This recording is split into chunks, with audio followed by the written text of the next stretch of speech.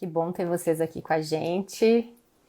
Esse tema é um tema que me toca bastante e a gente vai conversar com a Silvia, que é uma pessoa que eu admiro muito. Eu estou muito feliz que ela aceitou esse convite. Bom dia! Bom dia! Deixa eu Nossa! ajustar um pouquinho Também quero aqui. ajustar. Tá me ouvindo bem? Eu estou te ouvindo super bem. O Eduardo Ah, também respondeu para mim. Eu acho que, né, que tá ouvindo bem, tá tudo certo. Então, então tá bom. então quero te dizer o quanto, quero dizer para as pessoas, para você já disse, mas eu quero repetir o quanto eu estou feliz com você ter aceitado o meu convite e com a gente ter você trazendo toda a tua história, tua trajetória, enfim, eu estou realmente bem feliz. Queria contar primeiro, né? Eu não vou me apresentar, quero que você se apresente depois, que você conte quem você é, né? Para quem está vendo a gente. E convidar as pessoas a interagirem com a gente também. Acho que isso enriquece, né? Tudo. E eu queria contar como a gente se conheceu e gente, eu tô até emocionada. Porque tem muito significado para mim, de verdade, o fato da gente estar aqui juntas, né? E a gente se conheceu no treinamento intensivo internacional de CNV no ano passado. Gente, eu não esperava, Silvia, que eu ia me emocionar assim, mas enfim, eu acolho muito isso. Tá E a tudo gente, certo. e a gente teve um primeiro contato logo no início, quando a gente chegou, fez o check-in, fomos para uma mesa animada, e ali começou o meu processo de transformação e de reconhecimento do quanto eu estava num lugar de ignorar diversas coisas que para mim são importantes, sempre foram. E aí, de cara naquela mesa, a gente começou uma conversa que não vem ao caso, né? E eu, do meu lugar de mulher branca e que ignorava uma série de coisas, é, toquei em vários gatilhos e a gente teve de cara uma situação de conflito que depois a gente caminhou, mas que isso foi trazendo muitas coisas. E aí, hoje eu me sinto muito feliz por perceber que eu já tenho uma outra visão de tudo isso, né? E que para mim é importante poder apoiar tudo que a gente possa fazer nesse Brasil para diminuir, né, o tanto que essas questões elas são impactantes, né? Então hoje eu entendo a diferença entre intenção e impacto, né? Eu entendo a questão do lugar de fala, eu acho que eu compreendo melhor. E tem muito essa postura do não saber e do estar aberto para escutar.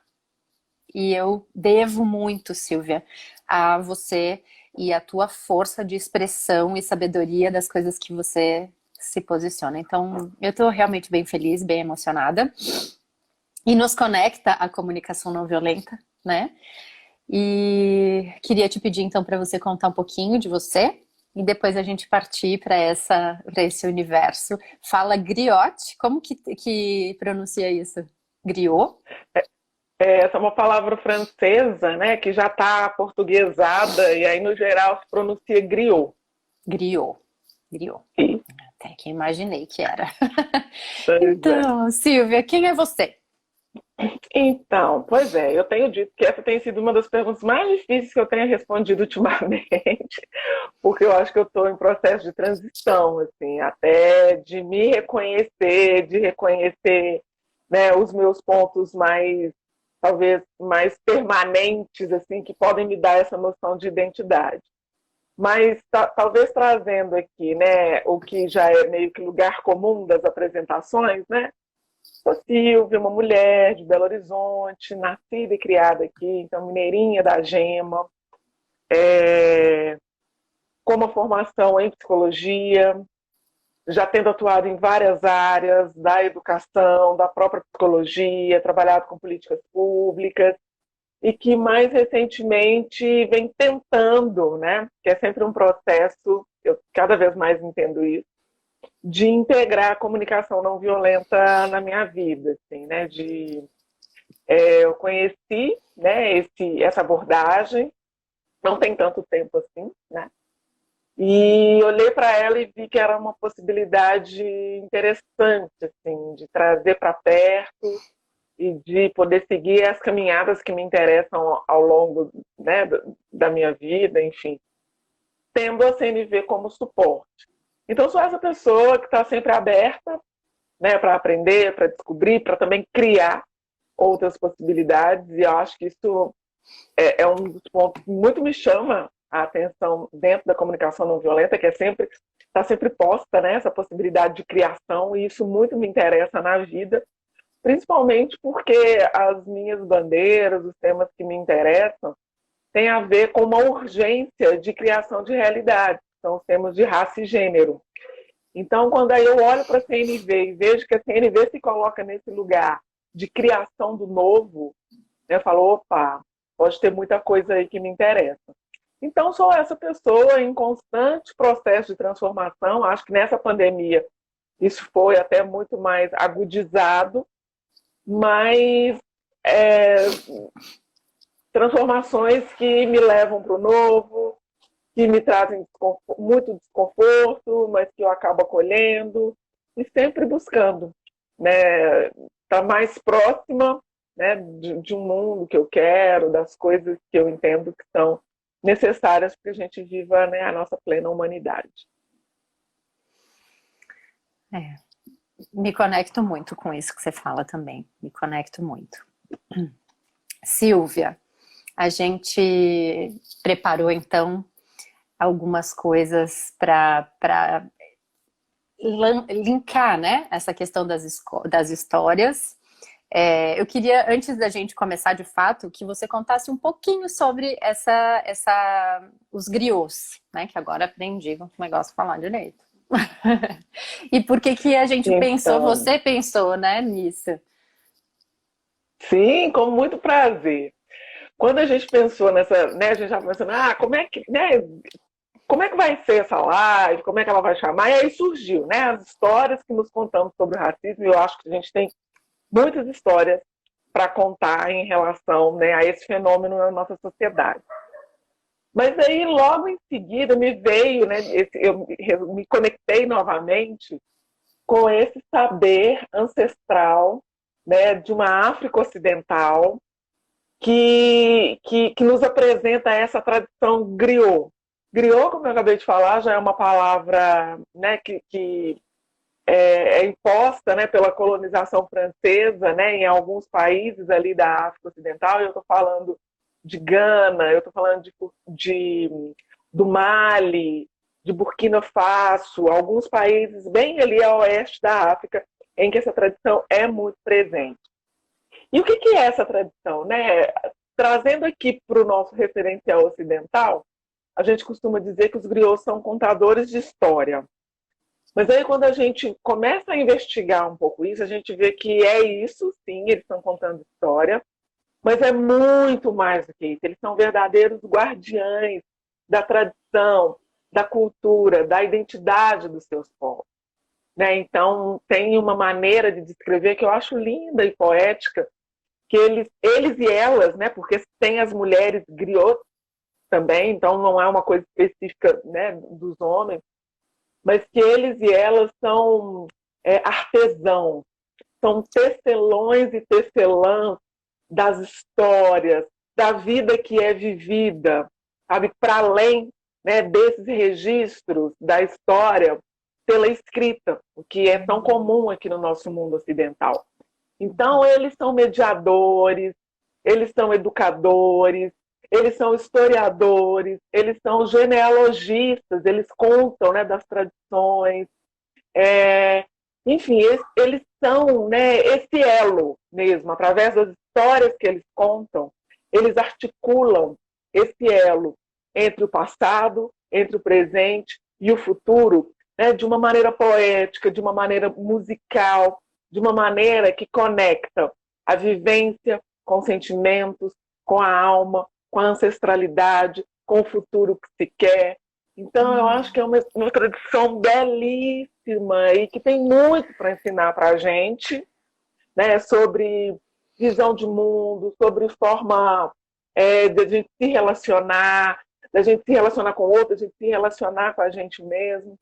E aí, quando a gente, né, pensou nessa live, seguir esse caminho, foi uma direção assim, muito rápida para mim de pensar em resgatar um pouco dessa tradição griot, assim, da gente falar assim, né, sobre esse tema que é tão importante, e é uma frase que eu tenho repetido frequentemente: precisamos falar sobre racismo, né, e precisamos muito falar sobre isso, mas eu pensei que, e tem várias maneiras, né, da gente desenvolver esse assunto, e pensei que uma delas pode ser já partindo de um pressuposto afrocentrado, né? Saindo de uma lógica ocidental, racional, de trazer dados, de trazer o que é importantíssimo, né? Não estou desqualificando nenhuma das possibilidades, só trazendo mais uma para a gente fazer esse enfrentamento também. E aí, Dani, eu trouxe até uma frase que é de uma das famílias, e dentro da tradição ela é considerada a família griot, assim, na sua essência, né? Já tem gerações e gerações e gerações e gerações de griot dessa família, que é a família Cuiatê. E aí, só para demarcar, não se torna griot, se nasce griot. Então tem a ver com uma pertença familiar, com uma linguagem, com uma linhagem, desculpa. Então aqui, quando a gente se refere a isso, é uma reverência, é uma homenagem.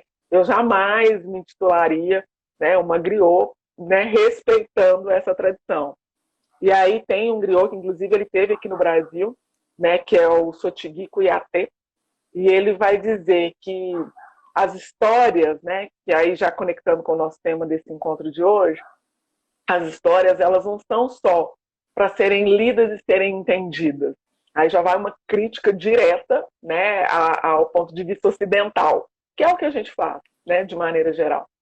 Ele diz que as histórias, elas são para ser ouvidas, são para ser vistas, são para serem sentidas em partilha, em presença, em contato de emoções, em diversão e em reflexão. Então eu acho essa frase muito maravilhosa, né? E é uma frase que sintetiza, né, um pouco dessa experiência griot, que eu acho que pode ser mais uma das formas da gente falar sobre o racismo e se desconstruir do racismo presente em todos e todas nós. Maravilhoso. E aí, em reverência a tudo isso, eu queria fazer a primeira pergunta para você, que é racismo e história, né? Quais são esses encontros possíveis? Pois é, são muitos, né? Eu acho que quando a gente está falando desses fenômenos macrosociais, né, que a gente vai focar no racismo, porque ele é o tema, né, da nossa conversa, mas isso a gente pode pensar em várias outras macro-relações, como de gênero, né, como de classe, né, e outras tantas que organizam a nossa sociedade.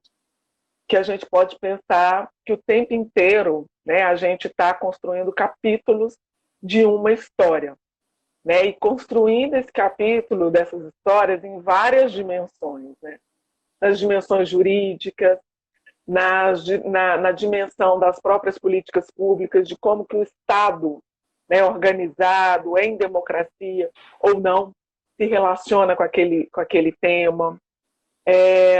Histórias que nos contam no campo da educação, histórias que nos contam no campo da saúde, né, sobre determinadas formas de estar no mundo, algumas são patologizadas, outras não são, enfim. Então, falar sobre racismo, né, é também contar história e é também reconhecer as histórias que a gente ouviu, as histórias que a gente reproduz, né, com os outros, e principalmente, talvez, as histórias que a gente se conta, né, sobre esse fenômeno. Assim. E falando especificamente de Brasil, a gente precisa muito olhar para essas histórias, né, e já fazendo uma conexão aí com a CNV, nesses 3 níveis.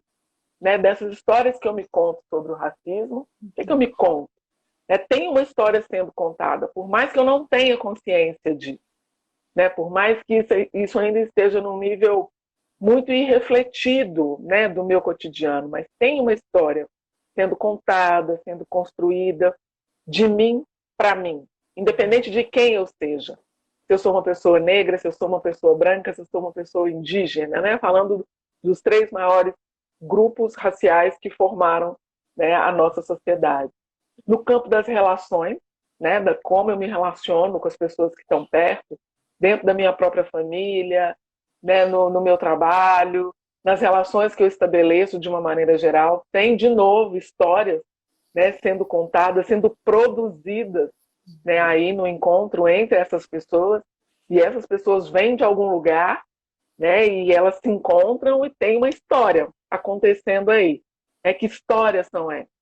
Né, a partir dessa lente, né, do olhar racial. E, né, numa perspectiva mais ampla, macroestruturalmente. Né, quais são as histórias, né, que socialmente nós temos contado, temos entendido, temos internalizado e temos reproduzido enquanto sociedade sobre o racismo, sobre as relações raciais. Então, por isso, eu acredito, né, que esse encontro, né, entre histórias e racismo tem tudo a ver. A gente tem aí uma derivação, né, desse encontro muito importante que a gente precisa passar por ela.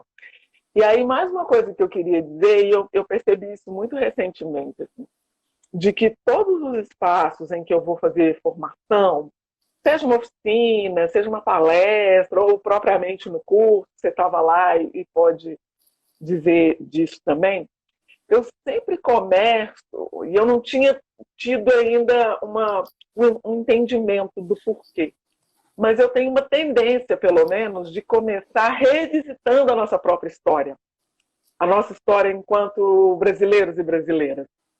E aí, todas as vezes que eu vou fazendo isso, assim, de revisitar, tá, vamos voltar lá em 1500, né, falando de Brasil. Como é que essa história foi se construindo? O que dessa história chegou para a gente pelas vias oficiais? Né? O que não chegou? E aí é a tendência assim, majoritária das pessoas falar: uau! Nossa, como a gente não sabe nada sobre a nossa história, né? Como a história oficial que nos foi contada, né? Ela escamoteou, ela decepou, né? Grande parte dos fatos acontecidos em nome de determinados interesses. Né? E aí a gente trazendo, né, o Walter Benjamin, né, que ele vai dizer: enquanto a história for contada pelos vencedores, será sempre a história dos vencedores. E é essa história que chega sempre para a gente. E quando a gente vai fazendo esse movimento de se repensar, né, sobre as histórias que a gente conta para a gente, inevitavelmente, pelo menos eu acredito, em algum momento a gente tem que passar também por essa história oficial, né, que nos contam. E aí a gente começa a ver que é uma história totalmente tendenciosa, sequestrada, esquartejada, né? Alguns fatos interessam, outros não, pessoas, personagens, situações, tudo isso ou né, excluído dessa história, ou às vezes é tirado de contexto, para formar, né, um encadeamento histórico que tem a ver com as pessoas que podem fazer isso, né? Que tem poder político, status social, enfim, para determinar qual é a história que vai ser contada, que vai ser reproduzida e que vai ali permear o imaginário daquela sociedade. Então, por esses aspectos todos, eu acho que esse encontro entre casamento e racismo é um encontro muito frutífero e que a gente tem estradas muito bonitas para seguir por ele. Não estou dizendo que não serão dolorosos, serão, provavelmente, mas que a gente tem muito a aprender, seguindo através, né, dos caminhos que esse encontro propõe. Até porque tá aí, né, Silvia? isso tá agindo no nosso inconsciente, isso tá agindo em todas as coisas que acontecem com pessoas no Brasil, né? Então, eu escutei a Nina, que é uma treinadora de CNV, falando, né, sobre a dominação. Então, quando você fala dessas pessoas que venceram, né? O sistema de opressão, é esse mecanismo de dominação de algumas pessoas sobre outras pessoas que permeia a nossa história e o quanto foi, sim, romantizado, né? Aí eu queria falar, talvez eu esteja me repetindo, mas eu acho que sempre vale a gente pecar pelo excesso. Tem, né, na Netflix um documentário que chama Guerras do Brasil e ali explora... Silvia, você congelou para mim, agora voltou. Ali explora sobre essa história do Brasil, tanto em relação aos escravos, ao que aconteceu aqui, né? O povo africano que foi trazido, foi escravizado, e toda a violência que está dentro disso. Tem também sobre a questão dos povos indígenas. Então, quem não assistiu, vale a pena, assim. E aí queria que você me contasse um pouquinho mais, né? Que histórias foram essas, né? Que nos contaram sobre as relações raciais? Porque a gente sabe que muitas dessas histórias, sim, foram cortadas, teve muito romance, foi muito romantizado em alguns aspectos, né? E foi trazida essa versão. Então, eu queria que você contasse um pouquinho mais, que você trouxesse isso de uma forma um pouco mais explícita até pra gente. E volto a convidar as pessoas a participarem com a gente, né? Tem 10 pessoas aqui ouvindo a gente e eu sei de muitas outras que vão nos assistir depois. E seria muito lindo se vocês também participassem, se vocês também trouxessem dúvidas, percepções. Então, assim, explicitando, que histórias foram essas, Silvia, né? Até pra gente saber para o que a gente olhar com um senso mais crítico, um olhar mais crítico. Uhum. Eu também quero reforçar esse convite das pessoas que estão aqui para participar, para também contarem as suas histórias, né? Que, de novo, reportando a tradição griot, é sempre um momento de troca, de partilha, né? Então, não é um momento só de exposição, como também a gente é muito condicionado, né? Aqui no modelo ocidental. Bom, mas respondendo, né, essa pergunta, assim, que histórias nos contaram sobre as nossas relações raciais? E aí eu acho assim que foi uma história super fantástica, sabe? Eu acho que se essa história fosse transformada, sei lá, num filme, numa série, ia ter altos índices de audiência, porque ela é uma história absolutamente fantástica, com todos os elementos que a gente pode pensar de uma história fantástica, com heróis, com mocinhos, com esses heróis sendo praticamente a materialização da força da natureza, né? Uma verdadeira fabulação mesmo, assim, né? Que nos contaram sobre as nossas relações raciais.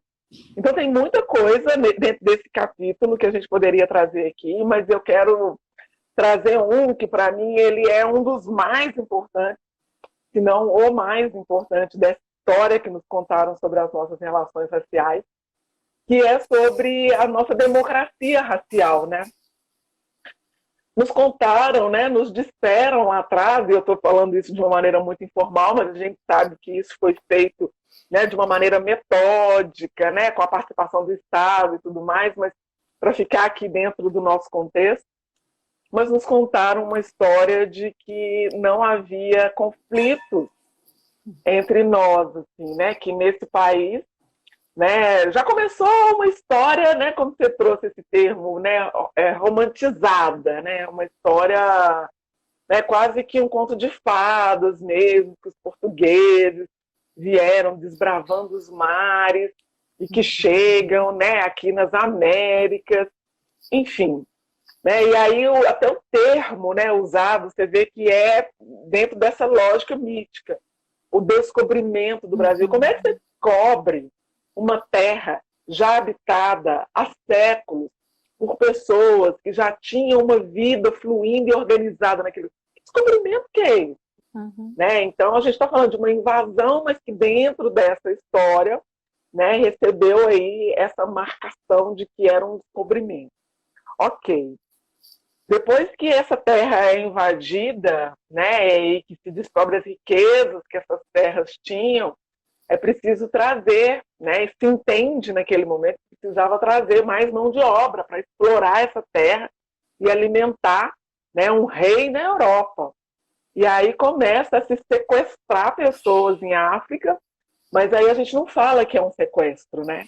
A gente fala, né, que a chegada da população, a chegada. O que é chegada, né? Chegada, se eu, sei lá, se eu for te visitar um dia em Santa Catarina, né, é uma chegada. Mas se vem alguém, me tira aqui de Belo Horizonte, me aprisiona, me acorrenta, passam meses dentro de um navio, com chance de 90% de eu não chegar no meu destino viva, me separa da minha família, me junta com outras pessoas de outros países, de outras nacionalidades, de outras nações que não falam a mesma língua, e me levam para outro. Que chegada, né? E aí nos contam, né, a chegada da população negra não se menciona, né, essa dimensão do sequestro. Isso para falar, né, nesse período ali do século XVI, XVII, mas aí trazendo mais, né, para próximo de nós, para o século XIX, né, para o século XX, propriamente, a gente tem, né, os elementos talvez mais fantásticos dessa história toda. Quer dizer, esses três povos se encontraram, né, a população vinda de Europa, a população indígena que já estava aqui, estava sendo dizimada, mas ainda estava, né, por aqui ainda está. E a população negra, e que essa população se fundiu e formou um paraíso racial. Então, para mim, isso tem uma dimensão, esse enredo tem uma dimensão de fábula, de narrativa fantástica, que bateria, né, qualquer desses enredos aí que são recorde de bilheteria na atualidade que a gente tem. E foi essa história que nos contaram, né? E aí a gente tem um roteirista muito potente, né, que foi o Gilberto Freire, quando ele escreve, né, o Casagrande Senzala, que o que ele vai fazer, né? Ainda o Brasil vivia muito fortemente influenciado pelas teorias raciais, né, vindas da Europa. E o que essas teorias nos contavam? De que a raça econômicos, em termos intelectuais, tinha a raça negra, né, a população preta vinda de África, na base dessa hierarquização das raças humanas, e todas as outras aí distribuídas entre, né, esse ápice da pirâmide e a base. Então essa é a história que a Europa estava contando para o mundo sobre nós, seres humanos. E essa era a história que aqui no Brasil também se acreditava. E por isso uma preocupação muito grande, né, dos dirigentes da época, de pensar que esse não seria um país viável, uma vez que a gente tinha uma população degenerada. Porque no cotidiano a gente já estava vivendo a experiência da miscigenação pelo estupro das mulheres negras e das mulheres indígenas, que nunca foi nomeado como estupro, né? Aí se dá, de novo, é um encontro, né, dos três grupos, enfim. E aí era isso que a gente tinha, né? Uma preocupação muito grande, né, das pessoas aqui, né, das autoridades, sobre quais os destinos desse país, sempre, obviamente, olhando para a Europa, né? Como transformar o Brasil numa Europa com uma população, né, majoritariamente negra e indígena.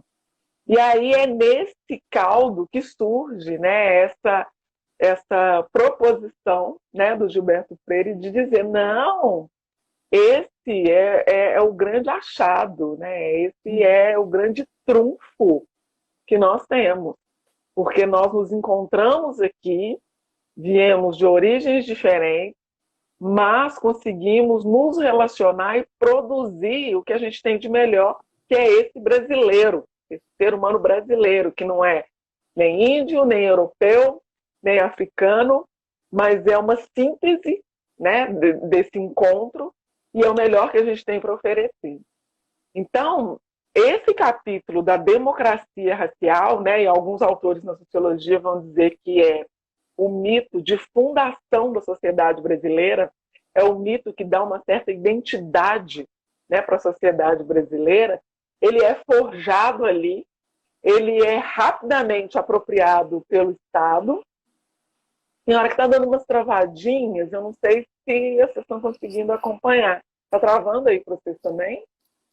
Eu tô te escutando, dá umas travadinhas, mas o áudio tá indo beleza pra mim. Não sei É, né? se as pessoas puderem colocar isso pra gente também, agradeço.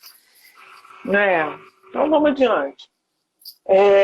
Então é uma história, né, que foi rapidamente apropriada pelo Estado, passou, né, a ser a base, né, da formação que a gente recebeu enquanto povo e veio, né, vamos dizer, de uma maneira veio sendo difundida de uma maneira muito consistente, né, desde lá dos anos 30, praticamente até os anos 70, né, ou seja, é um período grande em que, de verdade, né, a gente acreditou, excetuando, obviamente, né, as pessoas que estavam na academia estudando sobre esse tema, excetuando os movimentos negros e outros movimentos sociais que já conseguiam olhar para a nossa realidade e falar, opa, peraí, esse discurso não me convence.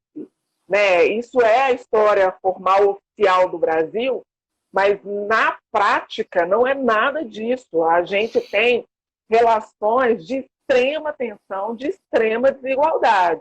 Então, isso também, obviamente, né, já vinha sendo denunciado. Mas o discurso formal, vamos dizer, para o grande público, né, já que a gente está dizendo de história, ainda era esse. Somos um povo em que não há distinção entre nós. Não dá para dizer quem é branco, não dá para dizer quem é negro, não dá para dizer quem é indígena. Somos o povo brasileiro. Né? E isso, né, veio caminhando de uma maneira muito consistente, até que mais recentemente, né, a partir dos anos 70, e isso talvez sendo mais é,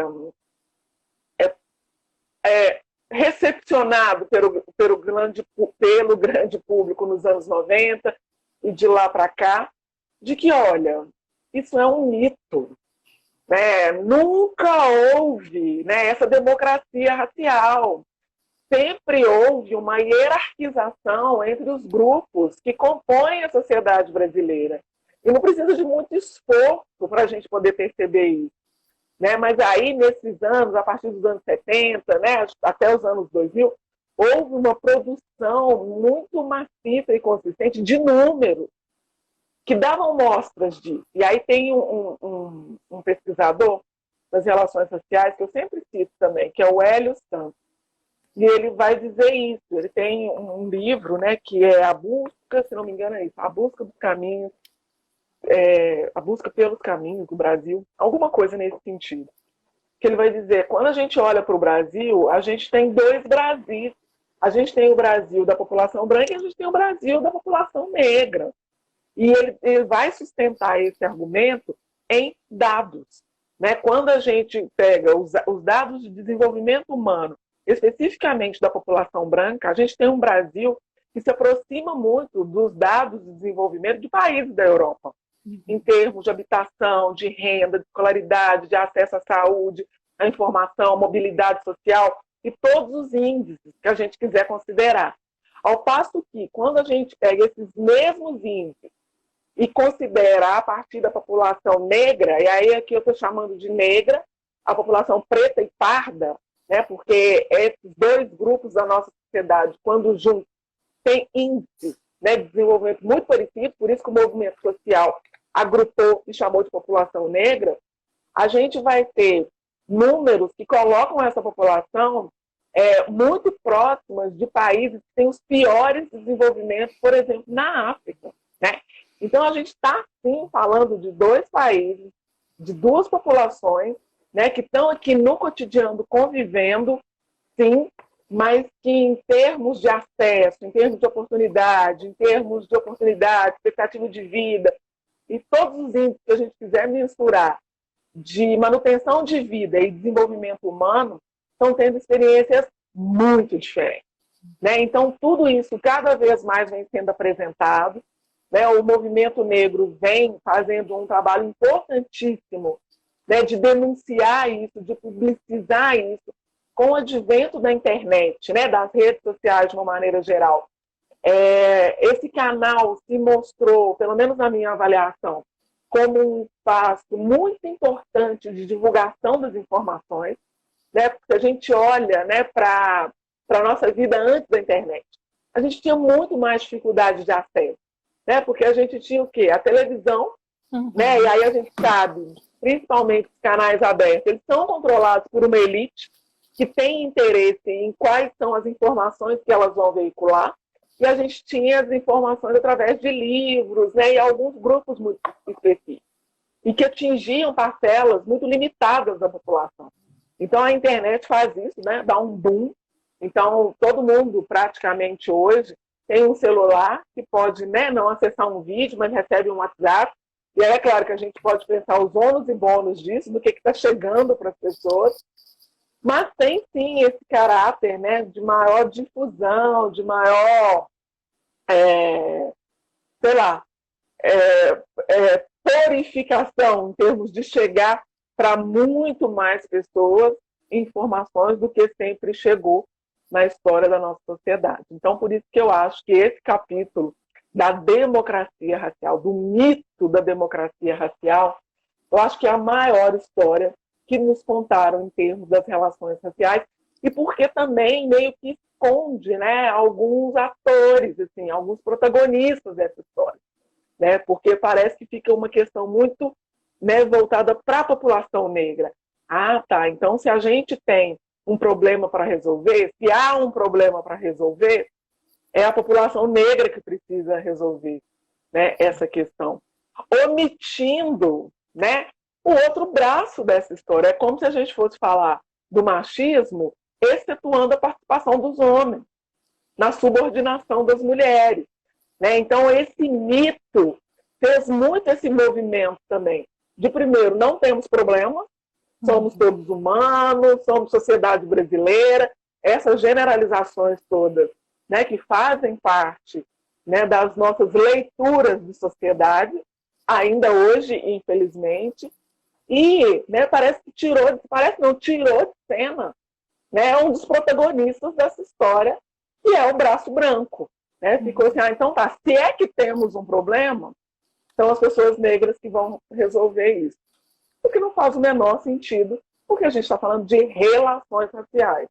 Se hoje a gente tem, a sociedade que a gente tem, com esse nível de desigualdade que a gente precisa chamar todo mundo, né, para poder sentar nessa mesa e falar sobre a sua trajetória, sobre os seus alcances, sobre os seus privilégios, sobre as suas desvantagens. Né? Então, cada um vai falar a partir da sua experiência. Aí eu já trago, né, um outro tema que é o do lugar de fala. Né? Também foi muito mal entendido, mal interpretado. Ah, não, eu não tenho lugar de fala no debate racial. Todo mundo tem, né? Porque a gente está falando de grupos que foram racializados. Tem uma autora que eu também gosto muito e usei lá no curso, que é a Grada Quilomba. Ela é portuguesa e ela fala: quem inventou o racismo foram os brancos.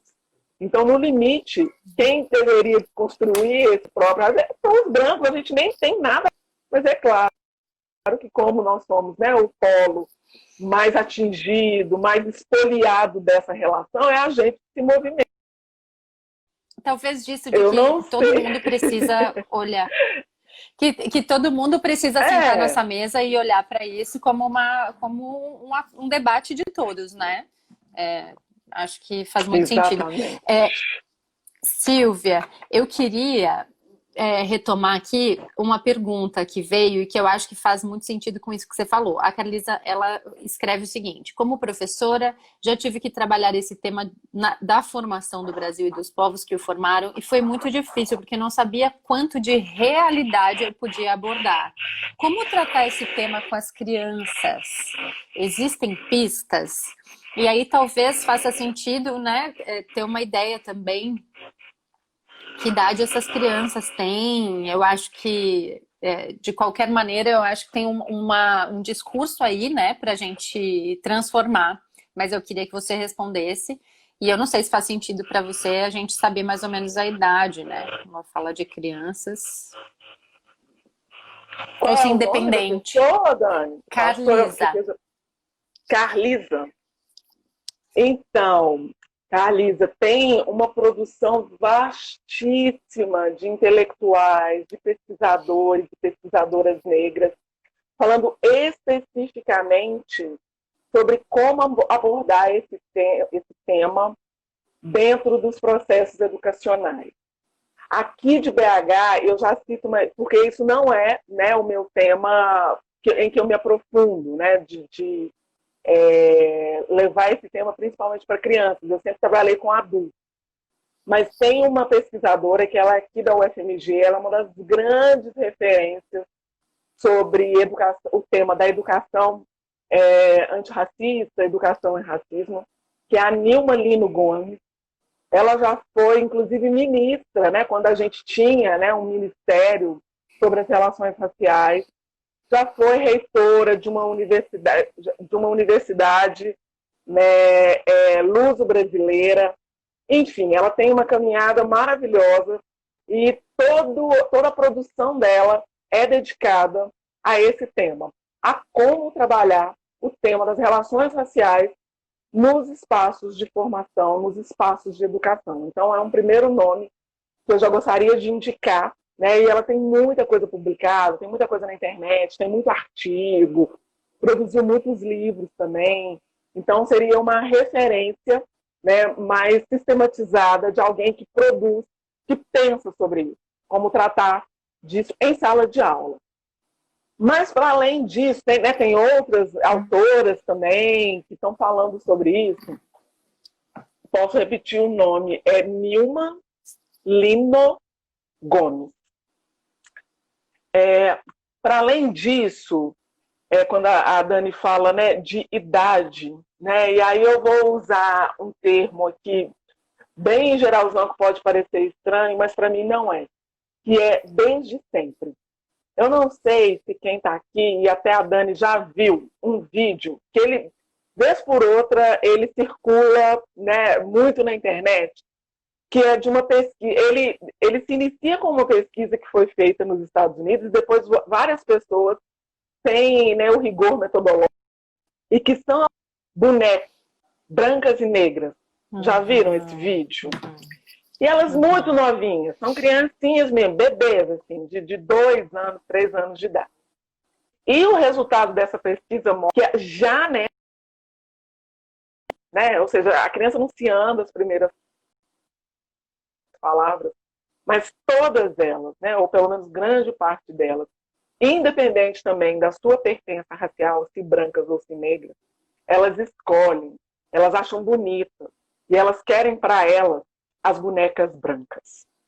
O que isso quer dizer? Né? Que desde sempre, desde que a gente nasce, né, para além mesmo, né, dos espaços formais de aprendizado, a gente já está tendo um aprendizado racial. E aí tem uma professora que eu também... a pesquisa dela não é especificamente sobre racismo e educação. Ela pesquisa branquitude no Brasil, estudos críticos da branquitude, que eu também usei lá no curso, que é a Lia Weiner-Schuckmann. E ela publicou um livro recentemente sobre famílias interraciais, em que havia, né, um ali dos pais ou das mães eram negros casados com pessoas brancas. E aí a hipótese inicial dela era de que o amor no Brasil conseguiria romper, né, a barreira do racismo. Porque essas pessoas que escolheram, né, então, em nome do amor, elas não seriam racistas, nem umas com as outras, né, falando dos adultos que se escolheram, né, e nem o fruto desse amor, os filhos. E aí o que ela constata? Né, que esse amor que a gente vive no Brasil, assim, né, o amor, de uma maneira geral, ele não é suficiente para romper as barreiras raciais. Né, porque, apesar de casados, apesar de ser pessoas que se amavam, elas ainda reproduziam as hierarquias raciais dentro das relações entre elas, né, entre, né, marido e mulher e mulher, porque isso vale também para as relações homoafetivas, e também com seus próprios filhos. Né? E tem um TED dela que é muito bacana, né, que está na internet, e que ela começa o TED falando isso, né? Falando de que quando ela estava grávida, de toda a expectativa, ela é uma mulher branca casada com um homem negro, de toda a expectativa que ela e as pessoas que ela convivia de que o filho ou a filha tivesse olhos verdes. Né? E ela vai usar isso como metáfora para entender as relações raciais. Por que queremos olhos verdes para os nossos filhos? Não é só uma questão de gosto estético. Né? Tem muito mais sustentando essa escolha, né, de esperar que se pareça com a mãe, que tenha o cabelo, né, do pai, se o pai tiver o cabelo mais liso, que tenha o nariz de quem tiver o nariz mais fino. Então, desde esse momento da concepção, da gestação, que já há, né, porque está aí, está posto no nosso imaginário, está dentro da nossa organização social, aquilo que se espera, né, daquele ser que ainda nem nasceu. Então, desde que ele nasce, que ele já vai estar aprendendo sobre isso, sobre o que é desejado, sobre o que é o belo, sobre o que é o inteligente, sobre o que é esperado, sobre o que é desejado. E isso só vai se tornando mais agudo e mais consistente a partir do momento, né, que a gente vai dando os nossos passos na sociedade. Então, começa na família e isso, de novo, para todas as pessoas. Nós, pessoas negras, desde sempre somos ensinadas e ensinados que nós não somos bonitas, que nós não somos inteligentes, né? Que nós temos um lugar social em que a gente deve ocupar, que para além disso não é o nosso lugar, e isso desde a mais tenra idade. E aí a gente sai da família, a gente vai para a escola reproduz isso, né, de uma maneira indiscriminada, né? Não são raros, né, os episódios que a gente ouve, e eu também passei por isso, coisas do tipo, eu sofro racismo na escola, e aí, né, alguém me diz alguma coisa na escola, e aí eu reajo a isso. E aí, quando a escola se posiciona só em relação a mim. E talvez, sei lá, uma criança deu uma bifa, né, naquela criança que a maltratou, que a desqualificou, enfim. A escola se posiciona em relação à reação ao racismo. E, via de regra, nunca em relação àquele contexto que permitiu que uma criança exercesse seu racismo contra um colega. Então, é um tema importantíssimo para a gente tratar dentro, né, desses espaços. Eu estou até me alongando aqui, apesar de não ser, como eu falei, né, o meu tema de pesquisa especificamente, mas é um espaço muito importante para mim e está ali na base, né? A gente está ali dando os primeiros passos sociais, né? É o nosso segundo processo de socialização depois da família. E aí as pesquisas, né, dessas mulheres que eu já citei, essas autoras, a Nilma e tantas outras, vão mostrar isso, o quanto a escola nos expulsa. Então, quando na vida adulta, por exemplo, a gente vai olhar os processos, por exemplo, de evasão escolar, qual que é a primeira história que nos contam e que a gente acredita? A gente está falando de uma população que não se adapta, que tem um baixo desenvolvimento intelectual. Essa é uma história que nos contam e que a gente acredita, a gente não, né? Nem vou me colocar nesse grupo, que muita gente acredita e reproduz. Mas sem, de novo, olhar para esse contexto da forma como ele está organizado. A gente tem, né, e o Silvio Almeida, que é um outro autor que eu também uso muito, e gosto, indico, ele fala isso. A educação, ela pode, como diria Paulo Freire, ser libertadora? Pode. Mas o tipo de educação que tradicionalmente a gente tem no Brasil é uma educação que tradicionalmente reproduziu todas as lógicas possíveis para a gente ter um tipo de racismo altamente elaborado. Se hoje a gente tem todas as dificuldades para poder falar sobre esse tema, todas as resistências cognitivas e emocionais, muito se deve ao tipo de educação que a gente teve. Então, aquela máxima também, né, que é uma história que nos contam e que a gente reproduz. A saída, né, dos nossos problemas sociais no Brasil é pela educação. Ok. Mas antes disso, a gente tem que se perguntar, qual educação? Porque se for essa que a gente tem aí, vai ser mais do mesmo. A gente sempre vai estar reproduzindo as mesmas lógicas que trouxeram a gente até esse ponto que a gente está hoje. Silvia, eu queria mais 5 lives, 5 momentos, 5 horas para a gente conversar, juro e a gente tem os últimos 7 minutos. Tem muitas outras coisas que eu queria que você abordasse, mas eu queria que você contasse como eu realmente, né, tô te escutando aqui e quanto isso fica vivo, né, da necessidade que a gente tem de falar sobre isso, né? Tem várias pessoas falando aqui, né, a Tessia falando que a tua coerência é fora da curva, um prazer ouvir falar com você e aprender, é demais, demais, as pessoas estão aqui trazendo reconhecimento, você tá vendo, né? Pessoas trazendo também o seu depoimento, como a Aline, enfim. Mas eu queria falar para as pessoas que estão aqui ouvindo e depois eu quero... Vamos distribuir essa live, vamos colocar para as pessoas assistirem, para quem vocês que estão aqui, por favor, mandem para outras pessoas, né? Por quê? Porque além da gente precisar pensar nisso, a gente precisa começar a agir, eu acredito muito nisso. E aí eu queria contar, Silvia, que a Silvia está desenvolvendo um trabalho que é muito lindo, que eu recomendo demais, que eu fiz, eu vivi esse processo, que é um curso que se chama Como Ser Antirracista na Prática. Né? Então, é um curso que vai começar na semana que vem, a segunda edição, e que usa as bases da CNV. Eu quero deixar você falar, mas eu quero contar um pouquinho como foi para mim também. Né? Eu acho que isso ouvir. Eu acho que isso é importante também, né?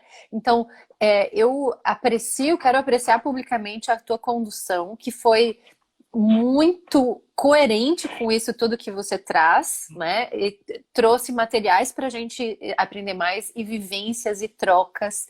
E aí, assim, essa questão de que às vezes é desconfortável a gente tocar nisso. Sim, é desconfortável, mas é necessário que a gente sinta esse desconforto, porque da mesma maneira que você trouxe essa tradição, né? Gente, hoje eu tomo manteiga. Essa tradição griot, é necessário que a gente escute as histórias das pessoas e que a gente sinta. E quando a gente tá nesse curso, para mim foi muito isso, né? Do sentir junto, do estar junto, que é um dos convites da comunicação não violenta, da gente ouvir profundamente também isso que está sendo. Então, para mim, não foi um curso que trouxe só uma vivência cognitiva, não foram só informações que chegaram para mim. Eu também pude trocar com outras pessoas, ouvir outras pessoas e me passou por dentro, me atravessou a experiência, né? A condução, as músicas, né? Então, eu senti que foi um mergulho para olhar para isso, que é tão necessário que a gente olhe. Porque não tem como, na minha visão, a gente passar por um processo de transformação achando que isso não diz respeito a nós. Né? Isso diz respeito a nós. E como você disse, como que as pessoas negras, as pessoas que são as mais afetadas vão ter voz se a gente também não proporciona esse espaço para que a gente possa olhar para isso. Então, a gente está vivendo uma estrutura, uma sociedade extremamente meritocrata. Né? É como se a gente estivesse dando passos para trás, na minha concepção, é assim que eu vejo.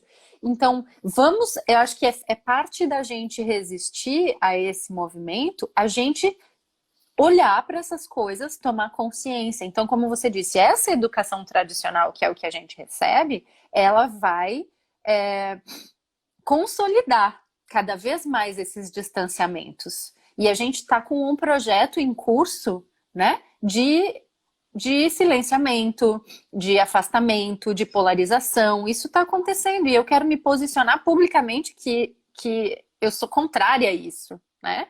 E se a gente é contrário a isso, se você que está ouvindo partilhar talvez com outras pessoas essa live, se você tem isso dentro de você também, é preciso que a gente haja. Só pensar e falar não é suficiente, né? Então, como você se posiciona diante dessas coisas? E aí eu queria, Silvia, que você tem ainda 3 minutos, contasse um pouquinho sobre o curso, quando ele começa, enfim. Joia. Falei muito. Nossa, que bom. E foi bom te ouvir. Eu sempre fico muito querendo saber da experiência das pessoas que passaram pela primeira turma, que foi uma turma tão potente, né? E a gente não teve esse tempo ainda. Quem sabe a gente organiza um encontro para a gente falar, né, depois. né, do encerramento, pelo menos oficial, dos nossos encontros. Foi um curso, Dani, pensado muito a partir de duas referências fortes para mim. A primeira delas, né, era essa, assim, de que fosse um curso que, em toda a sua estrutura e condução, já rompesse com muitas lógicas violentas do mundo ocidental. Né? Que é isso, né? Esse elogio exagerado à racionalidade, né? Esse pragmatismo em detrimento de quem são as pessoas. Então, isso sempre esteve presente, né? Para mim e para o Alisson, né? Que foi meu parceiro de condução, que a gente ia criar alguma coisa que ia trazer um outro senso de mundo, uma outra georreferenciação. E essa georreferenciação era afrocentrada. Era isso que a gente queria fazer, considerando que a gente está num país que 56% da população é negra. Então está tudo certo a gente trazer à luz, trazer à tona essas referências que historicamente, né, como a gente vem falando aqui, foram apagadas, invisibilizadas. Então, esse era um dos pontos assim, fundamentais para mim. E o outro, que tivesse um diálogo, uma dimensão de prática, de execução, de ação, para além dos discursos. Né? E aí está até no nome, né? Como ser antirracista na prática. Eu não queria que fosse, e aí, de novo, né? Não há nenhuma desqualificação da minha fala dos cursos que fazem isso, porque eu acho que a gente está num estado tão inicial dessa reflexão. Parou? Vamos voltar? Vamos voltar? Tem pessoas vendo a gente aqui, tem 13 segundos e você não vai. Não tem como você não terminar isso e depois eu vou colocar no YouTube e eu quero que esteja aqui. Conte mais. O Instagram e a gentileza dele, né? Ele pá, acabou. Cortou. Tá certo. Tá, mas só rapidinho, então, para a gente finalizar, né? Eu estava dizendo dos pilares, né, desse curso que me orientaram, a mim e o Alisson, né, desde quando a gente começou os primeiros passos de organização. Então, um foi esse, né, desse descentramento, né, e de um afrocentramento. E o segundo foi a questão da prática, né, de que não ficasse no discurso, e aí eu estava dizendo que eu não estou fazendo nenhuma crítica, né, aos cursos mais teóricos, né, porque a gente está tão incipiente nesse debate ainda, né, que toda contribuição é bem-vinda, mas não era o que eu estava a fim de fazer. Eu queria alguma coisa, né, e aí, de novo, conectando com essa tradição griot, que fosse para além, né, da racionalização, que foi isso que você falou, que tocasse o corpo, que tocasse essa noção de comunidade, que fizessem as pessoas olharem umas para as outras e, a partir daí, poderem se conectar e pensar na realidade que têm e na realidade que querem. E aí é essa a proposta, né, da gente estar junto em comunidade, que isso já é um baita desafio, né, vivendo numa sociedade que prega, né, a todo custo o individualismo. Então é a proposta da gente estar junto e pensando o que cada uma pode fazer no seu espaço de ação, né, e saindo um pouco de uma certa lógica, né, que eu já tenho visto acontecer em alguns lugares, de um certo imobilismo, porque as pessoas estão entendendo que o racismo brasileiro ele é um racismo estrutural, ele está na base da nossa sociedade. A gente foi formado, organizado dessa forma, e ele é estruturante, ou seja, ele nos organiza internamente, subjetivamente também. E às vezes daí deriva um pensamento, mas isso é tão grande que não tem nada que eu possa fazer. E muito antes, pelo contrário, é aí que a gente tem que começar a fazer em nós, nas nossas relações, nas áreas onde a gente tem alguma intervenção, para que isso, né, vá se potencializando até a transformação das instituições e das estruturas. Né? Então, eu queria também fazer esse convite para algumas pessoas que já estão entendendo que precisam fazer alguma coisa, para umas que não estão entendendo, estão achando que não tem o que fazer. Queria dialogar com as que já entenderam e que queriam fazer, mas também não sabiam o que fazer. Então, o curso é muito organizado nessa lógica. A gente, sim, né, como eu falei, passar um pouco pela nossa história, colocar umas lentes para poder olhar, né, para alguns aspectos que não foram disponibilizados para a gente, para depois a gente também sentir como isso tudo está em nós, como a gente está reproduzindo isso, né, e aí num diálogo muito intenso, né, com as proposições da comunicação não violenta, e a gente chegar, né, ali no final, criando ações práticas, né? A gente tem lá um grupo no Telegram, e as pessoas compartilham lá o que elas estão fazendo, e tem coisas muito maravilhosas acontecendo no país inteiro, né, de pessoas, né, que foram tocadas mesmo, que entenderam e que saíram, e eu acho isso importantíssimo, com uma energia de ação. Que é isso, né? Não dá para a gente ficar, nossa, que tragédia, que culpa. Temos que reconhecer os nossos lugares, né? Que tipo de organização, como é que estamos dispostos nesse tabuleiro? Precisamos. Mas também precisamos ter essa energia de mudança, de transformação. E eu vi que isso aconteceu, e isso, inclusive, foi a energia que me motivou a querer ofertar uma outra turma. Então, estou lá com as inscrições abertas, né? É um preço super acessível, mas mesmo assim, quem não tiver condição, né, tiver com problema, a gente sabe que a gente está atravessando uma pandemia, é só me mandar uma mensagem que a gente cria possibilidades de acesso. O pagamento não é impedimento para ninguém participar desse curso. Eu quero muito que esse curso chegue para o máximo de pessoas possíveis. Quero muito que as pessoas negras venham, quero que as pessoas brancas também venham, porque eu estou entendendo como esse momento da gente fazer esse grande diálogo, reconhecendo as nossas posições e criando alternativas a partir daí. Então é isso. Dani, eu vou precisar sair, porque daqui a pouco eu tenho atendimento, né? Eu sou psicóloga, estou fazendo atendimento online. Mas foi uma alegria conversar, foi um bate-papo mesmo. Fiquei super à vontade aqui. Já aceito para outros convites de coisas que a gente quiser e puder fazer juntas. Né? E convidando, inclusive, todo mundo que está aqui também, para a gente continuar em roda, né? Que é essa estrutura, né, das tradições de contação de história griot, a gente continuar em roda, fazendo circular a palavra. Essa palavra viva, essa palavra que é sensibilidade. E aí eu trouxe aqui um trechinho, um versinho da Conceição Evaristo, que é uma poetisa também mineira, negra, maravilhosa, e que ela diz o seguinte: acredito sim que os nossos sonhos... Ah lá, o computador fechou na hora que eu ia ler. Então ele demora um pouquinho para poder abrir. Ai, que coisa chata, na hora que eu ia ler. Mas é um poema que chama Todas as Manhãs, e eu não sei ele de cor. Chama Todas as Manhãs, da Conceição Evaristo. E ela vai dizer algo do tipo, né? Não vou dizer com a poesia, nem com a maestria, com a beleza que ela diz. Mas ela diz assim, que ela acredita assim, que todos os dias, quando a gente acorda pela manhã, que os nossos sonhos, que ficaram pendurados no varal da noite, alguma coisa assim, que receberam, né, o sereno, mas que depurou esse sereno, amanhecem com possibilidades também de nos trazer novos amanhecimentos.